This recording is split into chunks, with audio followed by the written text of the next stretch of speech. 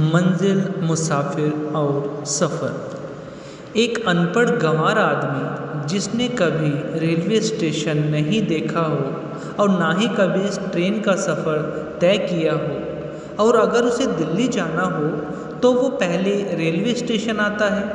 अब बेचारा कभी ट्रेन में सफ़र तो किया नहीं और स्टेशन पर इतनी सारी ट्रेनों को देखकर सोच में पड़ जाता है कि आखिर दिल्ली जाने के लिए कौन सी ट्रेन होगी और उसमें सफ़र कैसे किया जा सकता है। इसलिए वहाँ भटकते रहता है और वहाँ मौजूद भीड़ में एक एक से पूछने की कोशिश करता है, लेकिन सही और संतुष्टि भरा जवाब नहीं मिल पाता। आखिर उस अनपढ़ गंवार मुसाफिर की ये हालत देखकर किसी संत जन पुरुष को उस पर तरस आता है और उस मुसाफिर से कहता है कि भाई, यहाँ तेरे सही सवालों के जवाब के लिए यहाँ इंक्वायरी ऑफिस लगी है, तू वहाँ जा। वहाँ तुझे सफ़र तय करने की पूरी और सही जानकारी मिल जाएगी। फिर वो मुसाफिर उस इंक्वायरी ऑफिस से ये जानकारी मिलती है कि दिल्ली को कौन सी ट्रेन कब कहाँ से जाने वाली है, और वहाँ उसे ये भी समझाया जाता है कि तूने कभी ट्रेन का सफ़र नहीं किया है और तेरा ये सफ़र टिकट लिए बिना संभव ही नहीं है। इसके लिए तुझे टिकट मास्टर से टिकट लेनी पड़ेगी।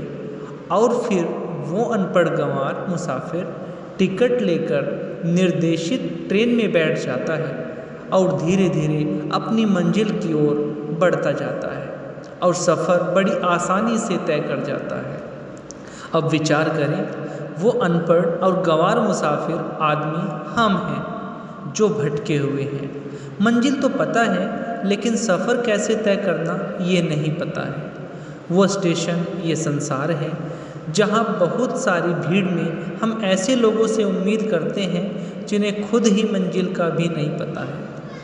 वो ट्रेन ये भजन सिमरन है जिसमें बैठे बगैर सफ़र तय करना असंभव है। वो सफ़र रूहानियत है, नीचे पैर के तलवों से शुरू होकर धीरे धीरे ऊपर की ओर बढ़कर आँखों के ऊपर ख़त्म होता है। वो मंजिल जहाँ जाना है वो मालिक का घर है, जहाँ जाने के बाद कोई सफ़र नहीं होता।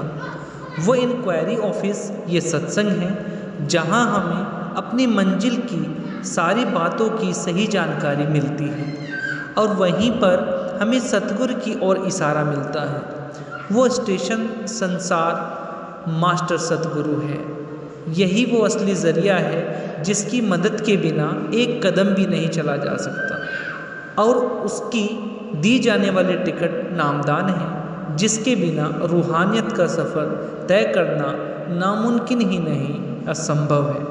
तो अगर हमें मंजिल का भी पता है, टिकट भी मिल चुकी है और ट्रेन भी सामने खड़ी है, तो भाई टिकट को हाथ में पकड़कर ट्रेन को देखते रहने से सफ़र तय होने वाला नहीं है।